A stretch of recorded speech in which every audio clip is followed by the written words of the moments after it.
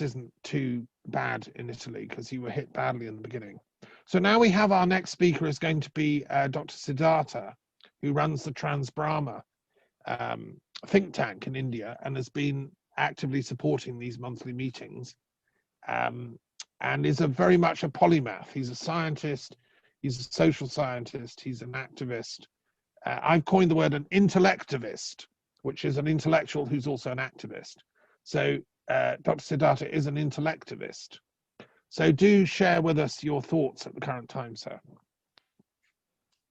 Thank you so much for that lovely introduction. I don't deserve that, but then you speak what you are. It's the generosity of Dr. Depan that he thinks in this manner. He is programmed to think in such a manner, and that's the reason that he showers so much amount of praise here. I'm still a learner, and I consider myself as a student of Rebecca ji, a student of Dr. Depan, a student of Murli ji. Everyone consider me as that. Well, I'll go on to share three things associated with whatever that we have undergone through, I mean, coming to the end of this year in whatever manner that has been possible. The first part is I do require to think. I do think that is we require to change the way that we go on to live for the purpose of building a greater amount of sustainability. That is one. The second is we require to change our orientation with respect to the environment and environmental thinking and environmental perception as well.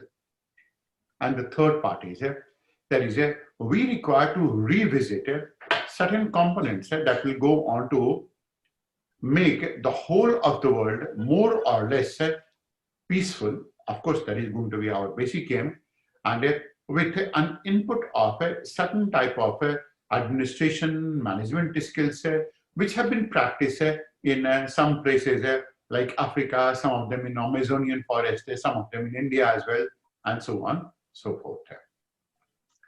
Coming to the first part, that means what are the type of changes that we require to bring in our thinking so that we can go to adjust to some of these aspects like pandemics and like one pandemic that is going, that's surpassing, and by March we would have found one solution to it. But it's distinctly possible that we are going to encounter another wave of such type of a pandemic. And when we say another wave of it, this is largely because there are going to be a good number of laboratories which will either accidentally release some of these type of viruses or because of certain nefarious designs also, some of these countries, either part of a warfare, will go to release it. So we have to be prepared for that. And why is it that, how is it that we can go on to get ourselves prepared with respect to that? The first part is minimalistic living. Now, any type of a living that we are practicing it right now, that is not sustainable at all. And when we say it's not sustainable, it's largely because that is all of those aspects that go on to form the components of industrial growth, not industrialization. And I repeat it, all of those components that go on to form part of urban growth, not urbanization. Because urbanization is a special concomitant process of change that also goes on to bring about a change in the way that you're going to think, the change in the way that you're going to behave, the change that in the way that you're going to perceive human beings, change in the way that you can go on to think about treating your environment as well. There were certain problems associated with the thinking process of the people in Indus Valley civilization. That is what was responsible for allowing the entire of the civilization to become extinct as well. And there are some inherent drawbacks in the thinking of industrial growth. And industrial growth is nothing but we are going to be talking about creating more and more products, diversifying more and more products because they're going to give us more and more income. Imagine this folly, although this is not an intellectual word to be used here, but I'm going to use in a more journalistic manner. Imagine this irrationality that is going to be. When we go on to produce certain products of plastics, we're going to increase GDP. When we go on to use those things, we are increasing GDP. When we're going to take care of that environmental management to manage plastics, we are increasing GDP. Whenever we go on to pollute the environment, we are increasing the GDP. Whenever we're going to take steps to do that, we are increasing GDP. Now, when we do want to complicate our society, we are increasing GDP. When we go on to have a policing system, that we are increasing GDP. But everywhere, the culprit is going to be our peace. The culprit is going to be our sustainability. And the only solution is we are not talking about minimalistic living. Is not going to be about going back to the Stone Age or any such type of age. Minimalistic living is going to be all about how in minimum amount of requirement we can go to do it. I just going to give an example. Building of a concrete house in the rural areas of many rural areas of Africa and India is not sustainable, largely because when you are going to be building a concrete house instead of a mud house, what people are going to build in Mali or in portions of India or in portions of even Middle East as well, you are allowing them to go for an energy intensive society. And when you allow them to go for an energy intensive society, you have to refurbish them, you have to supply them with all the energy needs which will be required.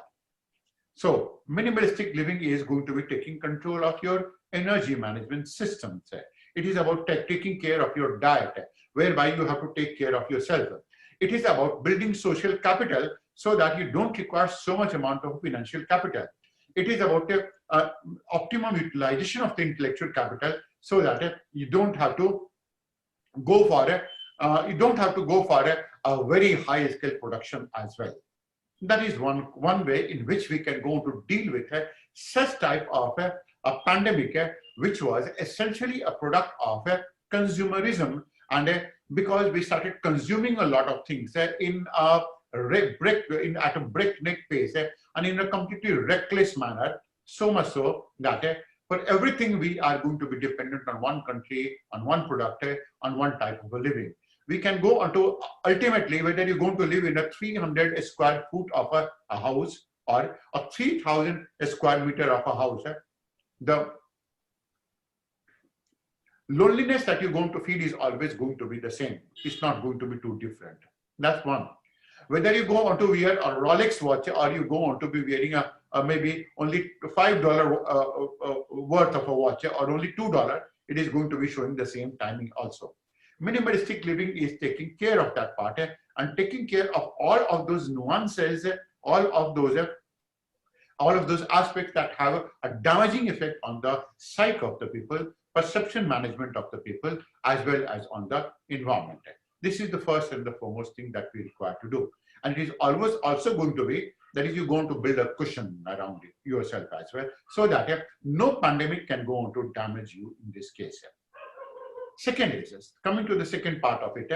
That is when we are going to be talking about the relationship between different type of countries and different type of communities.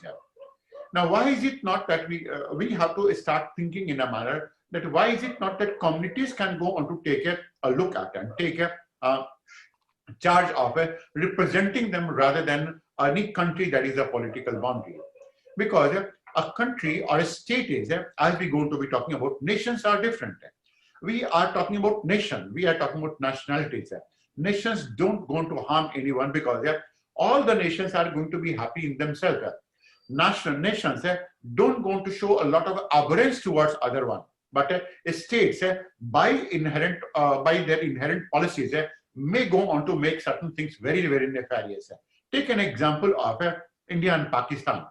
The problem between India and Pakistan is not so much at people-to-people level as much as it is going to be at the government-to-government level.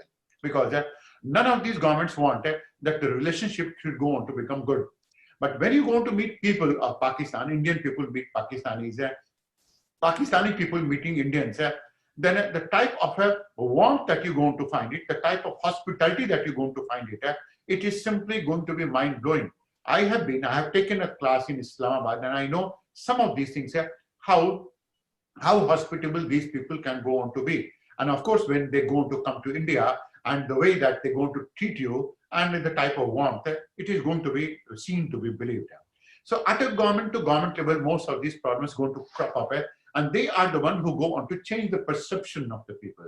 And we have to take care of the fact that is as a part of intellectual society, what we can go on to do is that we can go on to make it sure that there is no perception war, there is no information war, and there are no perception warriors who are going to be fighting a war on behalf of their country. Most of these things are always going to be transparent. Diversity is the strength of this world. Diversity is the strength of this society. Diversity is the strength of any country, even nations as well. And it is this diversity which allows us to live in this world. As we're going to say, nature goes on to follow only one law, and that is nature knows best. For everything about which we don't know, whether we go on to send a rocket which is going to be using a fuel that is ultra dimethyl hydrogen mixed with nitric acid, the type of fume that is exhausted, it is toxic, really toxic, lethal, really lethal. Now, there may not be any need for pollution of the space to such an extent. There may not be any need for allowing so much amount of debris to be in the space, because all the debris ultimately will go to fall through the stratosphere, to the troposphere, and to the earth, and that is going to be really, really damaging. And that is largely because of the political interest. That is the political representatives. Now, that is one part which can go on to play a major role in trying to forge peace between the people. The third aspect that we are going to be talking about, that is what pandemic has taught me, is that we have to consider that disasters are going to be natural, because it is these disasters that are going to have a role in the cleaning up of the environment. Our perception toward disaster is significant. Now, take one example. When we say that is the flooding goes on to take place and there has been a mass flood, is it that flooding has taken place, or we have moved, we human beings have moved towards a region that was the regime of the river? A river has its way, and wherever the river has its way, stay out of it. That is what it means. Now, you're going to take example of the Congo basin where flooding takes place. People have moved towards the riverine rapid areas. You're going to take case of the classic example of a Wango basin, Yangtze Kiang basin, Gangetic basin, Kosi river. Everywhere people have moved close to the river. Now, that was the path of the river. Now, people have to be taught in this case, and it is the job of the intellectuals to teach the people that is that see, environment has a way. The only constant in environment is going to be change. Climate will change irrespective of whatever that you do. Whether you burn fossil fuel or not, it will change. Whether you go on to build concrete houses or not, it will change. Whether you go on to spew a lot of dust particles in the atmosphere, it will go on to change. Anything that you're going to do, it has changed. And despite the fact that there were no so-called global warming, and I say so-called because global warming is a type of a politics not many of us go on to understand. Neither is it that we try to understand these things also. So now that means taking a recourse to it, we have to teach people that environment has a way, nature has a way. We have to only respect that part. We have to only understand that part. Floods don't take place. You're going to sit on the top of a volcano and then you start saying that, well, it is warm from beneath. Now that is not done. This is largely because a volcano also has a rule and a law to follow in this case. So when we leave nature to nature, nature always goes to take care of it. You're going to talk about global warming. You only allow 1 year of a rainfall to take place. I repeat it, 1 year of rainfall to take place. Don't go on to spew any amount of a carbon dioxide 1 year. What this rainfall will go to do is it will mix with the atmospheric carbon dioxide, convert it into H2CO3 carbonic acid and fix it in the soil. All global warming and other gases are gone, completely gone, and the solution is going to be forever. It's as simple as that. So we have to respect simplicity in this case. Simplicity of a thought, simplicity of action, simplicity. Of course, it is easier said than done, but then intellectualism is all about simplicity. What we all intellectuals do is that we try to simplify things. What we all intellectuals do is that we try to carve out a conclusion out of a very complex phenomenon, and that is the real work of the intellectuals. These are the three conclusions that I have drawn. that I have thought of it, it has been based on observation, not on any research paper of sorts. And that is a realization of it in a simplistic manner. That is what we think, what we say, and what we do. There must be a complete congruence. And if there is a congruence, the world will be a much more peaceful place to live. It will be without any problems also. And if there is, that is always going to be better. That is what had been my observation in this case. Thank you so much. Right. Well, thank you very much, Dr. Siddhartha. That was very rich. I think I heard you just solve a number of problems. You just solved the problem of global warming. And we've got a request that you should repeat it, because what I think I heard you say is if the entire planet stopped pumping out carbon dioxide, so no cars run, no planes, no fires. I mean, I'm not quite sure how you'd achieve that, because obviously every little fire here in France which heat homes, is pumping it out. But if theoretically you could stop all that and let it rain naturally, then it would put all the carbon back in the soil. I'm not, surely, I mean, with all due respect, if it was that simple, given that the United Nations Environment Programme and the panel on climate change have been struggling with this for the last 30 years, surely they would have thought of that. And if you do have such a brilliant idea, can you please write to me, put it in writing in a letter, and I'll forward it to the panel on climate change. But what was that your idea? Have I done it justice? May I respond to that? Yeah. Indeed, that is the idea. See, 3 months of the initial pandemic period when there was a lockdown, all of you people must have observed, whether it goes on to England, whether it goes on to the United States, you found it very close to that of nature. The air was cleaner. The whole of the place was known for the habitat of all of these animals. They came wandering around your courtyard and other places. And you also found that the water went on to be cleaner. Your health was going to be very, very good in this case. Now, we are only saying that is if we have to solve the problem of excessive amount of carbon dioxide. Now, let me remind you, Dr. Defern, that is, let's say we don't go on to put carbon dioxide into the atmosphere by running cars or by going for production of products and things like that. Don't you think that still there the amount of carbon dioxide can go to increase? One volcanic eruption, and the amount of carbon dioxide that can go to find its way into the atmosphere will be 200 times more than what we have overall accumulated in the last 1,000 or 2,000 years of time. So we don't have a hand in those things. That's number one. Let's accept that part. One, Yellowstone National Park volcanic activity, and the other is going to be taking place in Bolivia, that can going to spew so much amount of a carbon dioxide that will be unimaginable. Now, what I'm saying is that rainwater has an inherent capacity to dissolve carbon dioxide. Lower the temperature, the greater is the dissolution of carbon dioxide. So when rainwater falls through the atmosphere, it goes on to undergo a reaction, that is H2O plus CO2, that leads to the formation of carbonic acid. It's a weak carbonic acid. And carbonic acid goes on to be acting as a nutrient for the soil. So all the carbonic acid will go on to come to the soil and go on to get itself fixed in that region. So the carbon dioxide content of the atmosphere will be withdrawn. It's as simple as that. I repeat it.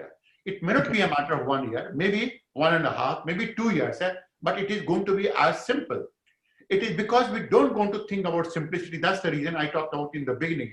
That is, we have to go for a minimalistic lifestyle, and that is simplistic lifestyle. What we see, what we think, and what we do must be in complete congruence. And any action that we're going to do, that is our inherent aim is to generate some amount of a currency finance.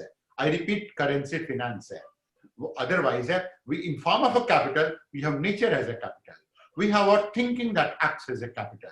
We have our friendship that is social capital. We have our health that is going to be acting as a capital. Why only think of money as a capital? Money is only one small part of it. And we can go to generate money only at the cost of degrading our environment. The moment we start taking a look at it, things will be much more simpler, much more easier. It is going to be as simple as we have talked about. There is no need for a Copenhagen summit where you're going to burn tons and tons of carbon dioxide to organize that conference. You can go on to imbibe this simplicity in yourself by adopting a minimalistic lifestyle.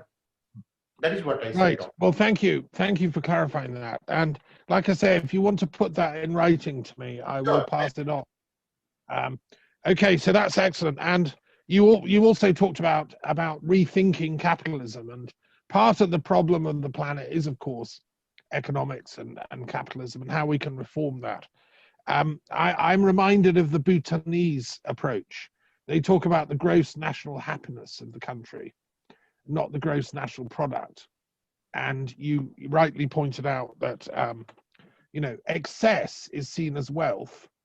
But Thoreau said, the great American intellectualist, he said, a man is rich in proportion to the things he does not need. So he influenced Gandhi to make us look at the other way. Our spiritual capital is actually the important thing. So the Zen master with his hut, with his one bowl, is actually infinitely wealthy. So how can we get society to know that, to understand that, and get to this question of minimalistic living that you talk about? So thank you for your comments, very helpful.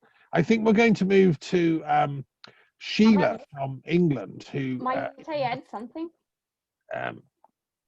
Sheila, would you like to hear me?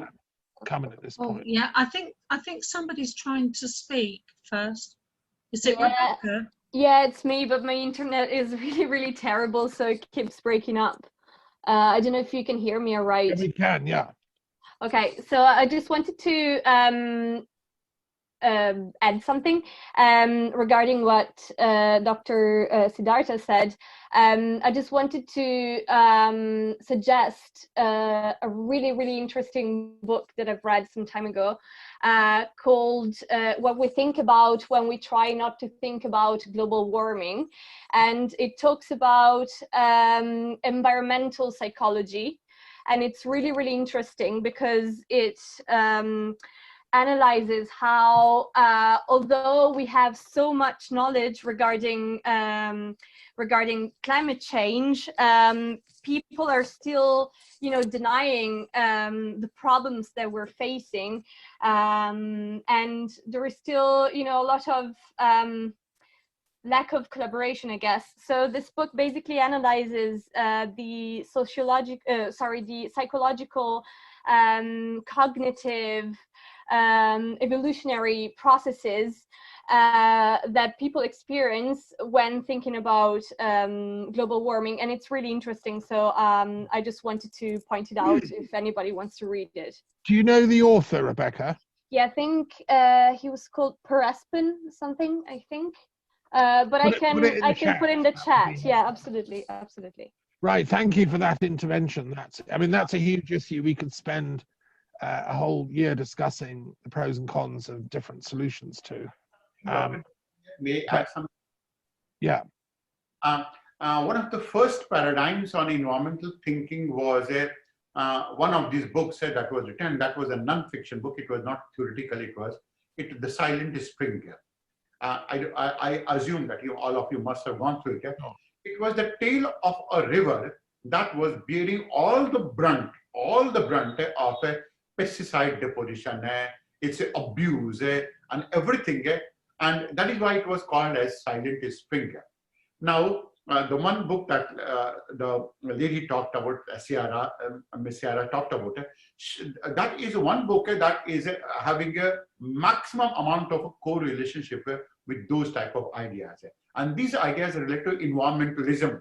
Ultimately, we have started guiding ourselves with that environmental movement, where we do going to think that environment reigns supreme, despite the fact that we keep on reinforcing our viewpoint that we are in absolute control. We can go into control with the satellites and everything. But the moment you are hit by a 340-kilometer high-speed tropical cyclone, that is technology doesn't go to work in this place. The moment you go on to see that is a tornado goes on to rip you open completely, technology doesn't go to work in this space. And you know that we are waiting for an Arctic vortex to break itself through and again go on to lower the temperature of Washington DC and New York by at least minus 20 to 30 degrees centigrade. Technology again doesn't go to work in this space.